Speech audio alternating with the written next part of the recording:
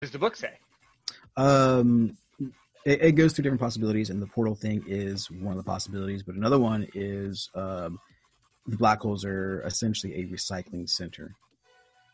So as it takes in the mass of objects, it spits out the information. So it has a chance to rebirth.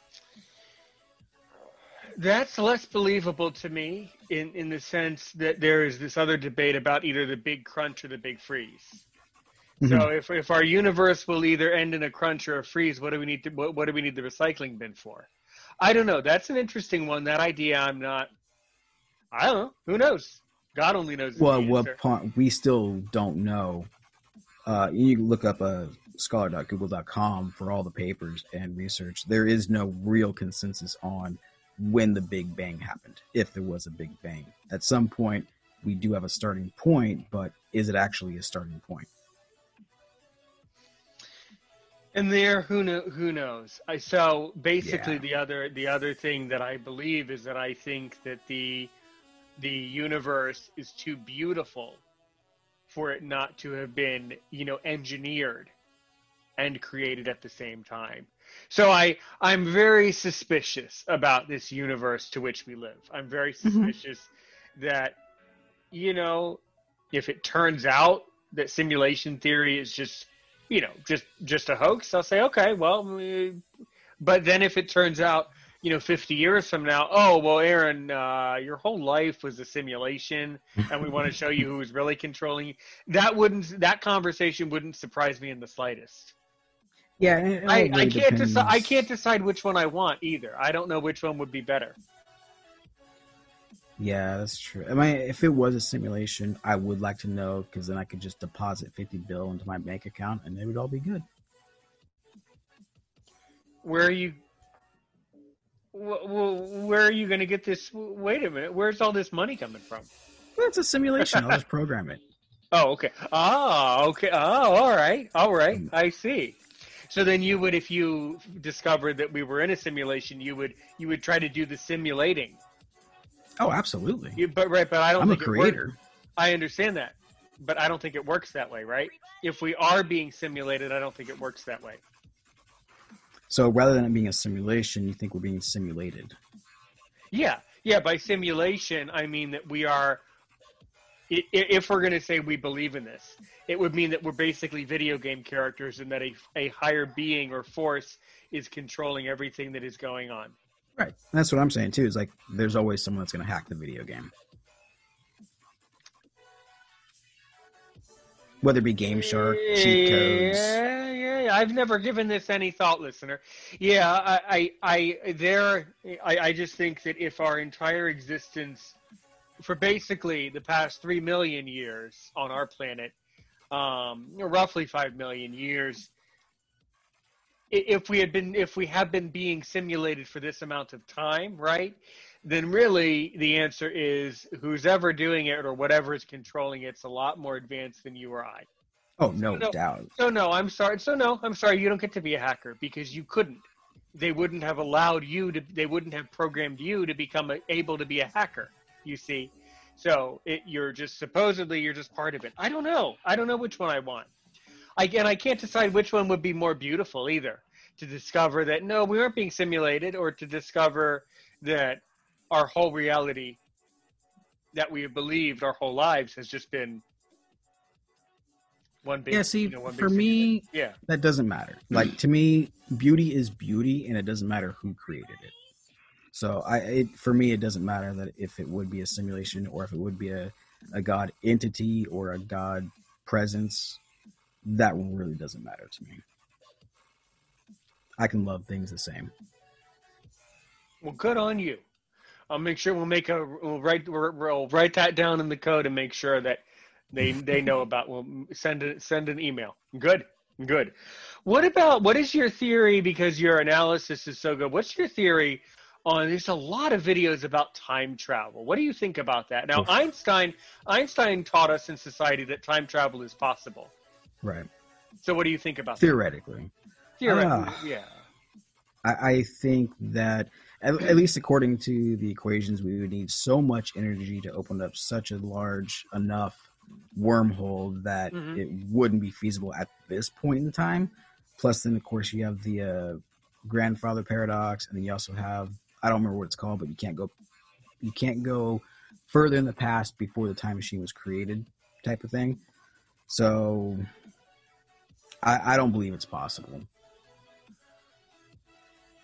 I Huh. think like time is relative. So let's say we're here in Milky Way galaxy and we wanted to travel to any other galaxy. The time is going to be so vast anyway that technically you would be time traveling. Yeah, that's true. That's true.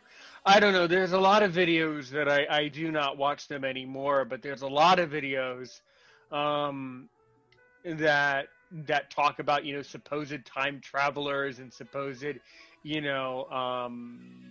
matrix glitches in the matrix type of things. Do you watch a really good channel for you to watch? Do you watch Oh, Strange but True Stories? They cover a lot of these types of things, these glitches in the matrix and glitches in the time type of theories.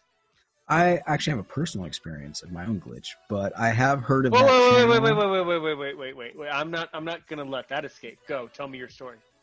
So it was 2015 March, and I was in a city here called Fair Oaks. And I was always told that this is where my girlfriend was living at the time. And we got a place out there, and she was always really hesitant about living there because she had lived there before.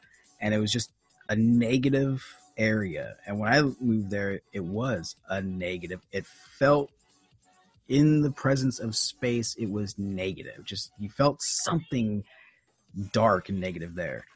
Well, one day I heard a plane flying over. I'm sure you know about the plane glitches. I heard a plane flying over way up high, cruising altitude. And once it got what seemed to be over our house, it just stopped. Yeah, And I swear for 40 plus minutes when we started to time it, and she has it on video. It yeah. just there. I'm like, okay, can't explain that one. Simulation, sure, why not? Listener, I wish I could tell you I know the answer to it. I really think that sometimes, again, this is why in my heart I kind of do believe at some level from time to time that there are little glitches in the fabric of space time like that, because there's really no other explanation for it. Yeah, I So, think, and then and like you then what? And mentioned, then what ended up happening? Did the plane does the plane eventually just disappear, or what happens? no, it just continued on as if nothing happened. Like it was some Okay. kind of Harrier jet or something, but it was a passenger plane. And you're sure, or perhaps is your girlfriend blind or sighted? No, she cited.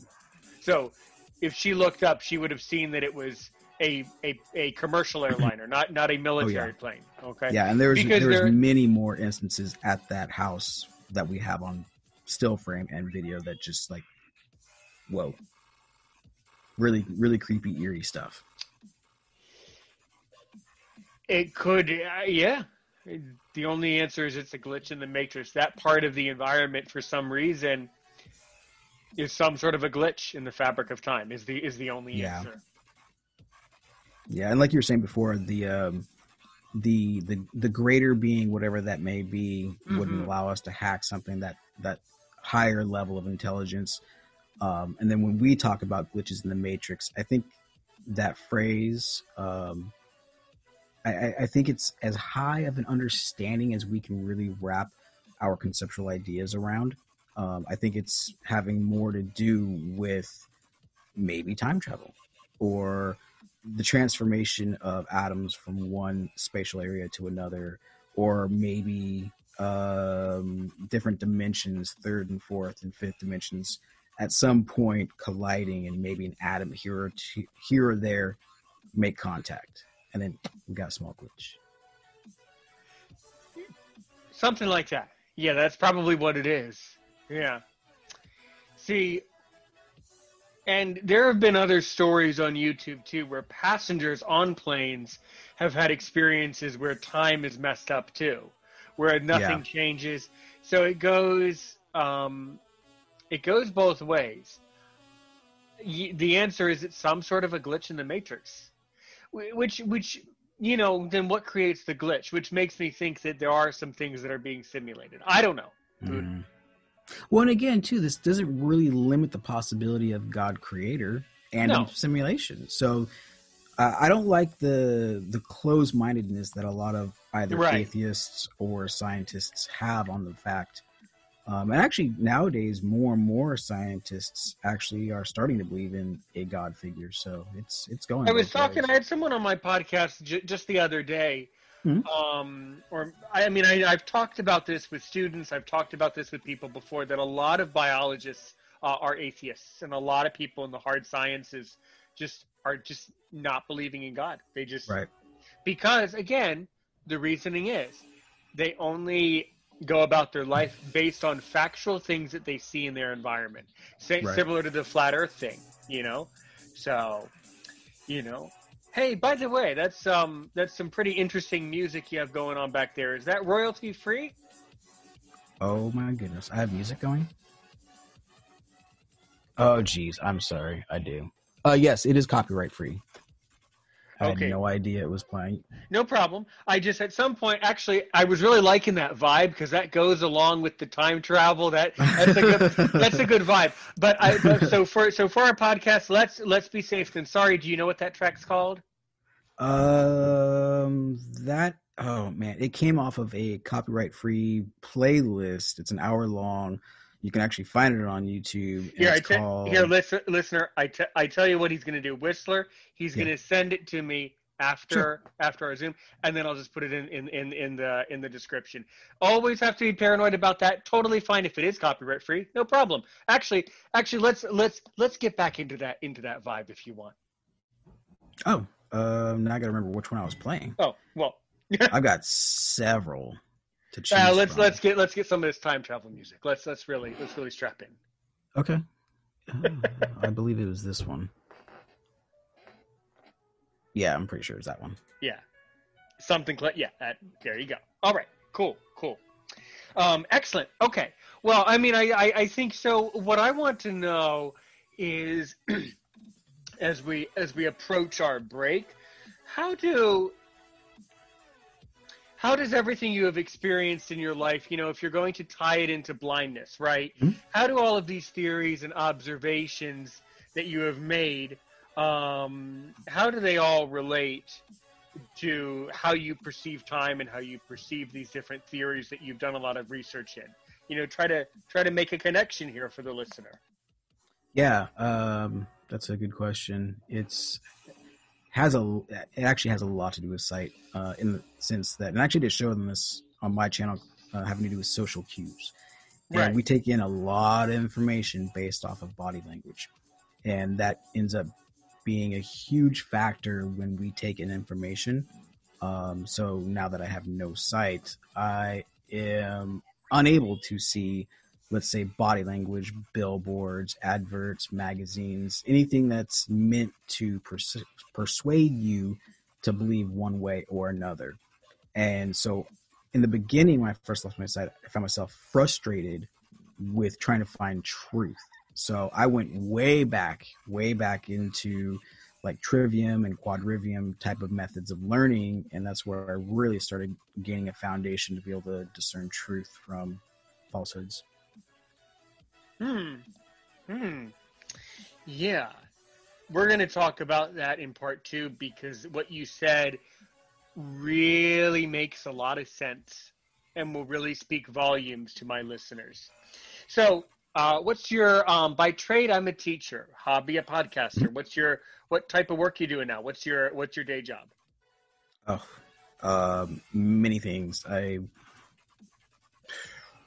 YouTuber, writer, web designer, DJ, ATI instructor, subcontractor for the state. I do a lot. Excellent. I don't necessarily have a primary job because, like Theory of a Blind Man. I Right, do whatever right. interests me. Okay, thank you. So on the radio